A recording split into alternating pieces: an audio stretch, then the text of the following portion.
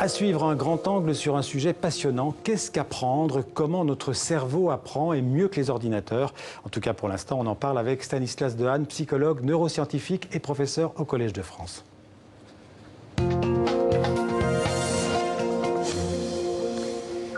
Bonjour Stanislas Dehaene. Bonjour. Alors, ravi de vous accueillir dans le 64 minutes donc, pour parler de votre nouveau livre passionnant, donc, publié aux éditions Odile Jacob, Apprendre les talents du cerveau, le défi des machines. Et puis aussi parce qu'avec vous, TV5 Monde inaugure un partenariat avec le Collège de France. Je disais, donc vous êtes professeur au Collège de France. En deux mots, c'est un établissement public d'enseignement, de recherche aussi, un établissement gratuit, ouvert à tous, sans inscription. Que représente pour vous cette institution qui, on peut le dire, est unique au monde?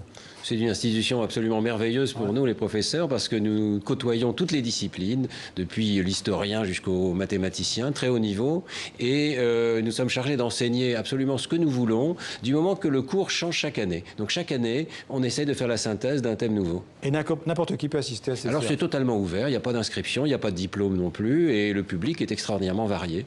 Alors, je le disais, vous êtes psychologue et aussi ce qu'on appelle neuroscientifique. Par ailleurs, donc président du Conseil scientifique de l'éducation nationale. On peut dire que ces mots, psychologue, neurosciences, éducation, expliquent pourquoi vous avez voulu écrire un livre sur l'apprentissage. Ouais, j'ai voulu faire une sorte de synthèse de tout ce que je savais que je pensais être utile pour les enseignants, pour les parents, pour tous ceux qui un jour ont besoin d'apprendre. Parce qu'on connaît de plus en plus de choses sur la manière dont notre cerveau fonctionne et surtout d'ailleurs au niveau qu'on peut dire algorithmique, c'est-à-dire la psychologie, la manière dont le cerveau apprend, les règles qui font qu'on apprend. Et il y a un certain nombre de ces règles que je pense tout le monde devrait savoir, et notamment les enseignants. Alors, on va en parler des règles, parce que vous parlez des piliers de l'apprentissage. Il y en a 4, mais d'abord, on peut dire que l'homme, on a souvent décrit l'homme comme l'homo sapiens, mais vous dites l'homme est en fait un animal apprenant. Oui, je dis homo docens, parce Voilà. que je pense que c'est la chose la plus importante finalement, et peut-être celle qui distingue l'homme des autres espèces de primates. Nous sommes un primate tout à fait particulier, nous sommes dotés d'un langage, de mathématiques, de sciences, et peut-être que toutes ces facultés reflètent en fait une faculté centrale qui est la capacité de notre cerveau de projeter des hypothèses extrêmement structurées sur le monde extérieur de façon beaucoup plus efficace que d'autres espèces d'animaux. Vous regardez un petit enfant, un petit bébé, il apprend à une vitesse. Moi je dis, le bébé est un super ordinateur. Ouais. Le bébé est capable de découvrir dans les données du monde extérieur beaucoup plus de régularité que n'importe quelle autre espèce animale. Alors, vous dites même plus que ça, vous dites qu'un bébé comprend certaines lois de la physique. Ce serait prouvé par des expériences que vous avez fait en laboratoire. Oui, dans mon laboratoire, dans d'autres laboratoires dans le monde, il y a beaucoup d'expériences en ce moment sur le cerveau du bébé. Alors d'abord, si on regarde ce cerveau, il est très organisé. C'est pas du tout l'ardoise vierge qu'on a pu décrire. C'est un cerveau qui ressemble déjà à celui de l'adulte en miniature, évidemment, mais avec toutes ses connexions, toute son organisation. Et il y a un certain nombre de régions cérébrales et de processus psychologiques qui sont déjà bien en place. Ouais. Le bébé sait ce que c'est qu'un nombre, il sait ce que c'est qu'un objet, il connaît les lois effectivement basiques de la physique des objets, comment ils s'entrechoquent, qu'est-ce qui cause le mouvement. Et il sait par exemple que les personnes sont complètement différentes des objets. Et donc il distingue déjà ces deux grandes catégories, animées et inanimées. Donc il dispose de ce qu'on pourrait appeler une sorte de capital scientifique. C'est comme ça que vous l'appelez? Moi je dis oui, avec d'autres collègues, le bébé est un scientifique en herbe. Ouais. C'est-à-dire que d'abord il a tout ce jeu d'hypothèses, un espèce de répertoire mental d'hypothèses sur le monde extérieur, et d'autre part il a cet algorithme qui lui permet de sélectionner. Alors il va mettre à l'épreuve ces hypothèses et puis il va vérifier ce qui convient ou pas pour le monde extérieur. Donc par exemple, une expérience classique que beaucoup de parents ont pu faire, c'est l'enfant qui fait tomber des objets. Vous voyez, il les pousse de sa table comme ça et l'objet tombe par terre. C'est énervant, mais en réalité, le bébé est en train d'apprendre que dans certaines circonstances, la gravité agit et dans d'autres, si l'objet est posé sur la table, il ne tombe pas. Donc, il a besoin d'apprendre certaines des lois de la physique et d'autres sont complètement innées. Alors, comment est-ce que vous définiriez l'acte d'apprendre? Dans votre livre, ça prend plusieurs dizaines de pages, mais comment est-ce que vous pourrez le résumer en quelques mots? En quelques mots, apprendre, c'est internaliser à l'intérieur de notre cerveau certains aspects du monde extérieur. C'est emporter avec soi, c'est appréhender, c'est la même racine, hein, apprendre, appréhender. Ça veut dire prendre une régularité du monde extérieur et s'en faire un modèle dans notre cerveau. Donc nous avons dans la tête toute une série de modèles du monde extérieur. Et une manière de le voir, c'est quand vous rêvez. Imaginez, quand vous rêvez, tous vos rêves, ce sont des productions de votre cerveau. C'est votre cerveau qui tourne sur lui-même et qui produit des paroles, des personnages, des lieux. Tout ça, c'est cette espèce de modèle interne de notre cerveau. On a parlé du bébé. Pourquoi c'est si important de commencer à apprendre le plus tôt possible? Parce que notre cerveau est très plastique, on pourrait dire? Oui, alors cette plasticité, donc c'est cette capacité qu'ont les cellules nerveuses de se modifier, notamment à leur point de contact, les synapses, mais aussi dans leurs arborisations. Vous savez que les neurones ressemblent à des arbres et ces arbres grandissent massivement et se modifient. On parle d'à peu près 1 million de synapses ou plus qui se modifient chaque seconde dans le cerveau du bébé. Et ça, c'est particulièrement vrai chez les tout petits. Il y a un pic de plasticité vers 1 an, 2 ans et ensuite ça va s'écrouler lentement, un peu plus vite au moment de la puberté. Donc on perd progressivement certaines capacités d'apprendre. Il faut donc se servir de la jeunesse, effectivement. C'est vrai, c'est bien connu pour apprendre une langue. L'apprentissage du langage, c'est très important de s'y prendre très très tôt. Absolument. Ouais. Ça se joue déjà dans les premières années de la vie. Alors on ne s'en rend pas compte parce que le bébé, c'est un enfant, c'est-à-dire il ne parle pas, c'est ce que ça veut dire en latin, infans, mais c'est pas parce qu'il ne parle pas qu'il n'enregistre pas déjà dans sa tête certaines organisations du langage. Alors vous développez 4 piliers de l'apprentissage, je vais les citer rapidement: l'attention, l'engagement, c'est-à-dire l'effort, le retour sur erreur et la consolidation. Ils sont tous aussi importants les uns que les autres. Oui, alors il faudrait rentrer dans le détail, je crois qu'on n'a pas le temps. Prenons-en un en particulier, si vous voulez, c'est la consolidation. Vous avez appris une première chose. Au départ, tout apprentissage est conscient.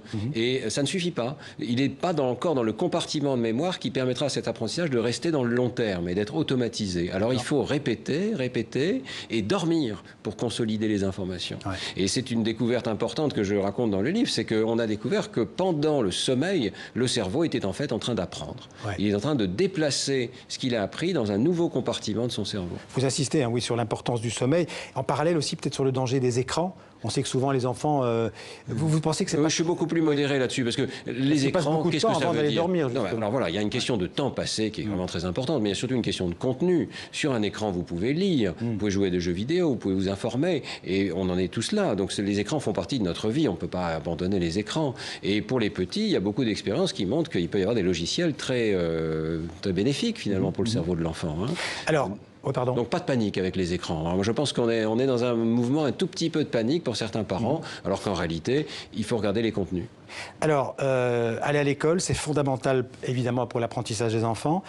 L'école, vous le dites aussi, ça peut tuer la curiosité de l'enfant. Donc il y a du pour et du contre. Oui, enfin, l'école, c'est une institution absolument formidable que l'humanité a inventée justement pour tirer parti de cette plasticité du cerveau.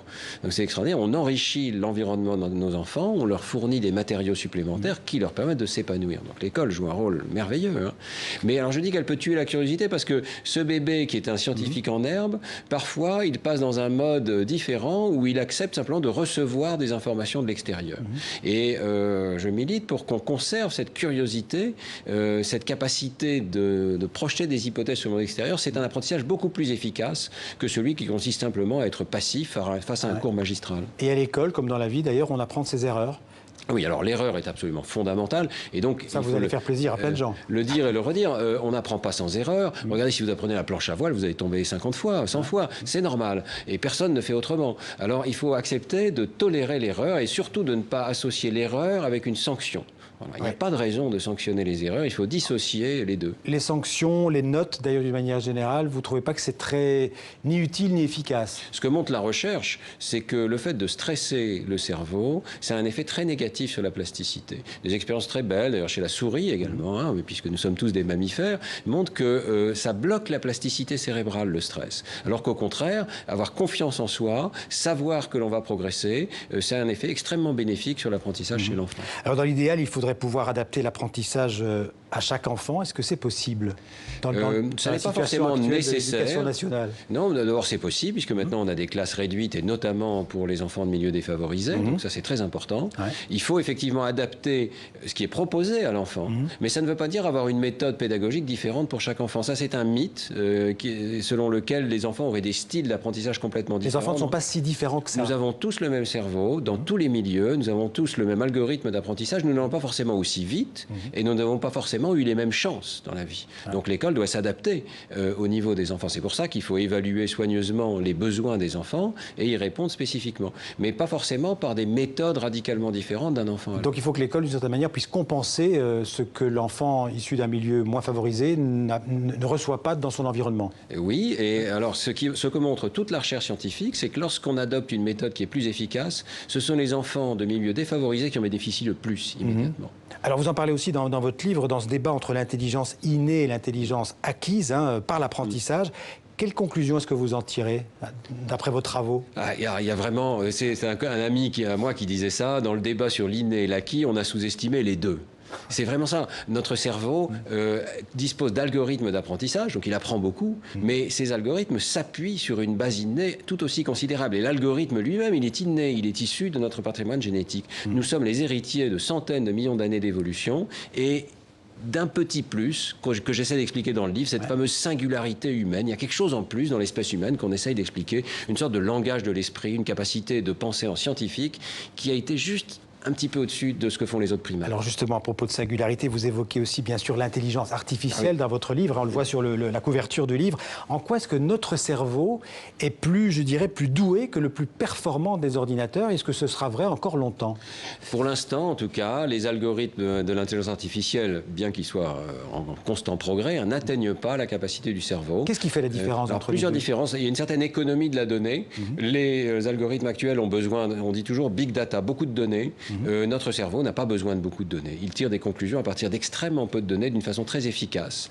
Et il apprend également des régularités plus profondes. Il est capable d'apprendre des formules. Les enfants tirent des abstractions vraiment de ce qu'ils voient autour d'eux. C'est ça qui nous a permis de conquérir la planète, de conquérir le monde, parce que nous sommes capables d'apprendre dans tous les domaines de façon très abstraite. Vous pensez qu'un jour les machines seront plus intelligentes, entre guillemets, que le cerveau humain?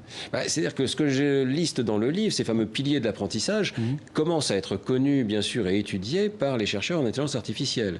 Et ils s'en inspirent, et ils vont continuer de s'en inspirer. Donc, moi, je pense effectivement que d'ici 20 ans, 30 ans, 50 ans, nous aurons des machines qui seront aussi belles que la machine cerveau. Notre cerveau est une sorte de machine, après tout, mais une machine merveilleuse. Quand on dit ça, on ne diminue pas l'humain, je pense qu'on élève la machine. Et les machines sont en train de s'élever tout doucement vers notre niveau. Ce qui posera des questions vertigineuses, évidemment, pour l'avenir de l'homme sur la planète. Merci beaucoup, Stanislas Dehaene. À la fin du livre, vous allez vous donner 13 conseils pour l'épanouissement des enfants. On en a évoqué quelques-uns, mais je conseille donc de lire votre livre « Apprendre les talents du cerveau, le défi des machines ». C'est chez Odile Jacob. Merci beaucoup.